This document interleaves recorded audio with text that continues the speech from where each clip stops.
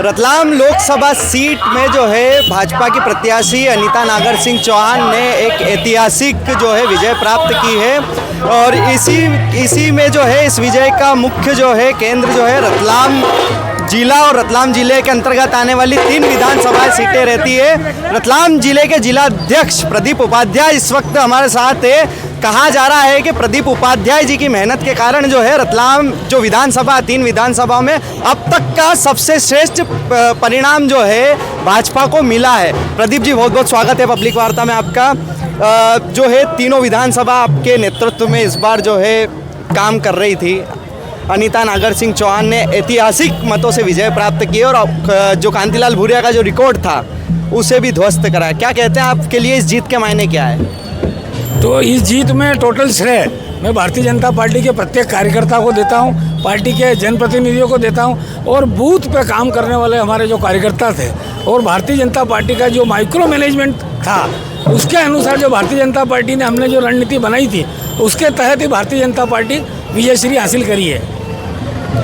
तो प्रदीप जी जैसा कि कहते हैं कि अब तक जो है सिर्फ कहीं ना कहीं मार्जिन नहीं बैठती थी, इतना कुछ रतलाम शहर से हमेशा जीतती आती थी, लेकिन इस बार अलीराजपुर, झाबुआ वगैरह, थांदला ये जो सीटें हैं यहाँ से भी जो है भाजपा ने काफ़ी अच्छे मत प्राप्त किए हैं। इसको कैसे आप देखते हैं? भारतीय जनता पार्टी ने जो अंतिम पंक्ति में बैठे अंतिम व्यक्ति की सेवा करने का लक्ष्य लेकर भारतीय जनता पार्टी की मध्य प्रदेश की सरकार माननीय नरेंद्र मोदी जी के द्वारा जो सेवा के काम और अंतिम पंक्ति में बैठे अंतिम व्यक्ति की सेवा करने का जो काम किया था और उसमें प्रत्येक भारतीय जनता पार्टी जिस प्रकार से पूर्व में कहते थे आदिवासी हमारे साथ नहीं है, लेकिन 100% आदिवासी लोग भारतीय जनता पार्टी के साथ है।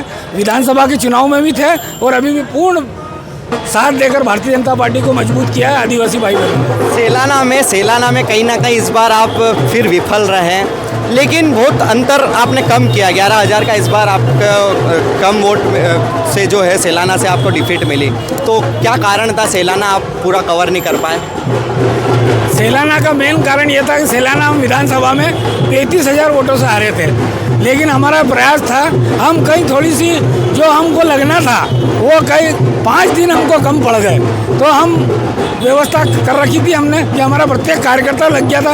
हमने हमारे कार्यकर्ता के अलावा एक बी टीम और चला रखी थी जो लगातार भारतीय जनता पार्टी को मजबूत कर रही थी और उनके माध्यम से ही जो हम 35,000 की लीड जहाँ माइनस थे वो जाकर हम 11,000 पर ले आए।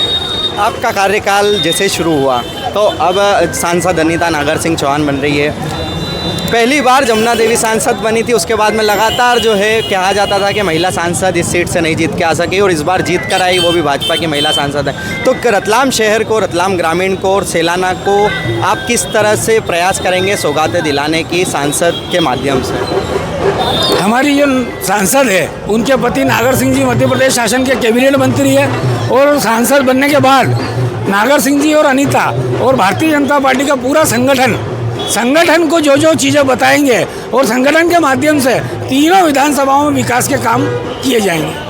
तो ये थे प्रदीप उपाध्याय जिनके ऊपर दारोमदार था पूरा के पूरा भाजपा को इस जीत का श्रेय दिलाने का। ये हमारे साथ था। अब कुछ ही देर में जो है भाजपा का विजय जुलूस रतलाम के नारपुरा चौराहे से निकलने वाला है और जो है भाजपा के कार्यकर्ता देख सकते हैं आप जुट चुके हैं। हमारे आसपास सभी लोग जो हैं भाजपा के कार्यकर्ता, तमाम रतलाम के कार्यकर्ता जुट चुके हैं।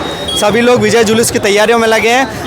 अब हम आपसे फिर मुलाकात करेंगे, तब तक के लिए आप देखते रहिए पब्लिक वार्ता।